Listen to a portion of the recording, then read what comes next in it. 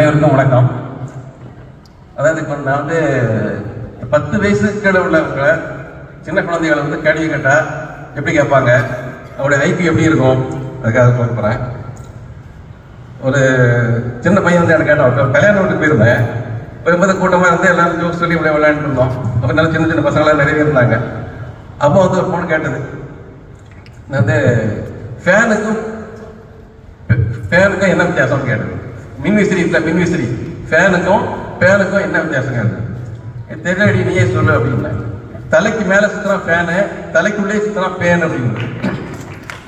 இந்த மாதிரி இருக்கு. அடுத்த ஷாம்புக்கும் பாம்புக்கும் என்ன வித்தியாசம் நோட் பண்ணும். ஷாம்புக்கும் பாம்புக்கும் என்ன வித்தியாசம் தெரியலையப்பா. நீ இந்த ஷாம்பு போட்டால் தலையில் குறைய வரும், பாம்பு போட்டால் வாயில் குறை வரும்.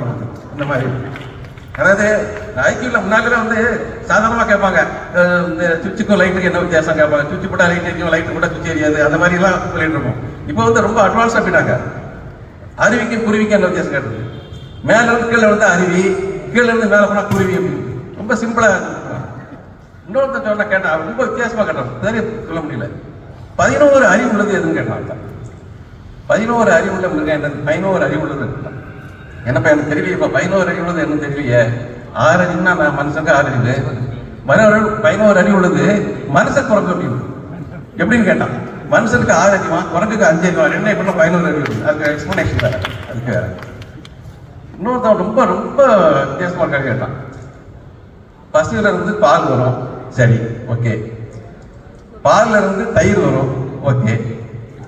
தயிர்ல இருந்து மோர் வரும், ஓகே. மோர்ல இருந்து வெண்ணெய் வரும், ஓகே.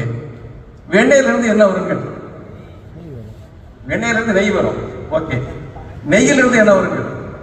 வெண்ணெயில நெய் வரும் தெரியாது. நெய்யில இருந்து என்ன வரும். பசுல இருந்து பால் வரும், பால்ல இருந்து தயிர் வரும், தயிர்ல இருந்து மோர் வரும், மோர்ல இருந்து வெண்ணெய் வரும், வெண்ணெயில இருந்து நெய் வரும். நெய்யில இருந்து என்ன வரும் கேட்டு.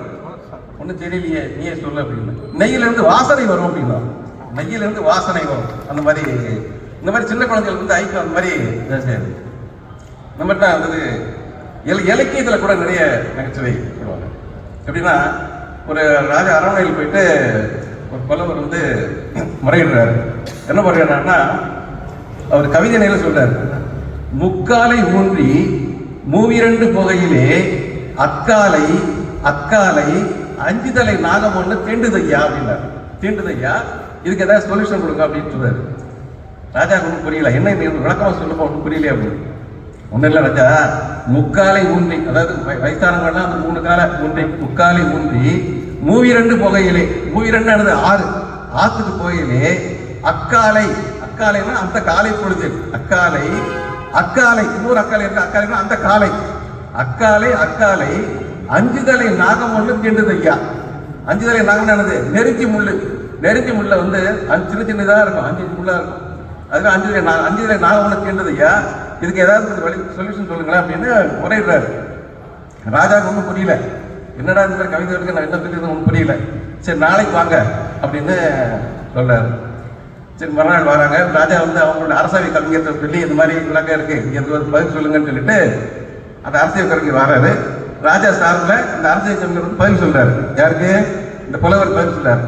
என்ன பதில் சொல்றேன்னா, பத்திரத புத்திரனின் மித்திரனின் சத்ருவின் பத்தினியின் கால் வாங்கி தேய் அப்படின்றார். இந்த கம்ப்ளைண்ட் பண்ண ஒன்றும் புரியல. பத்திரத புத்திரனின் மித்திரனின் சத்ருவின் பத்தினியின் கால் வாங்கி தேய் அப்படின்னோடனே ஒன்றும் புரியல. ஐயா விளக்கமா சொல்லுங்க அப்படின்னா ஒன்றும் இல்லை. பத்திரதனா யாரு? தசரதன். பத்திரதன் புத்திரனின் புத்திரன் யார்? ராமன். பத்திரத புத்திரனின் மித்திரன், ராமனுக்கு மித்திரன் யாரு? சுக்ரீவன். பத்திரத புத்திரனின் மித்திரனின் சத்ரு, சத்ரு யாரு? வாலி. சத்ருவின் பத்தினி, சத்ருவின் பத்தினி யாரு? வாலியுடைய மனைவி யாரு? தாரை. சத்ருவின் பத்தினியின் கால் வாங்கி தேய். தாரை இல்லைங்க, தாரை. தாரையில கால் துணைக்கால் இருக்குல்ல, அது தேய்ச்சிட்டா தரையில் தேய்ச்சியா.